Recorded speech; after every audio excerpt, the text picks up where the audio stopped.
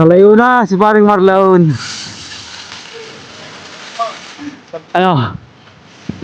Kaya pa? Wala na.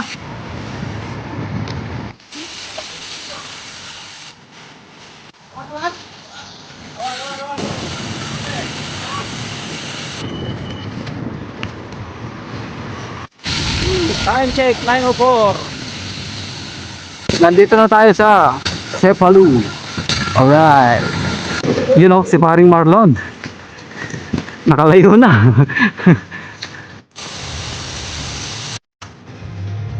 Alright. Last ni Jess. Okay, at exactly 9:08 AM. Naka 74 kilometers na kami. Okay, nandito na kami sa Cefalu. Oh, first time ni paring Marlon. First time ni Jess. Hey! Hey, hey. Time.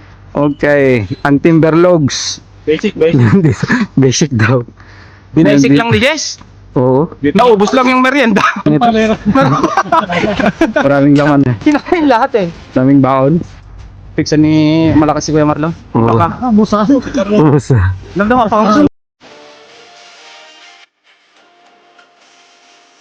So, get it. Okay, last point. Dito sa marker. And then, magme-merienda, maghanap ng makakainan. And then, balik na sa Palermo.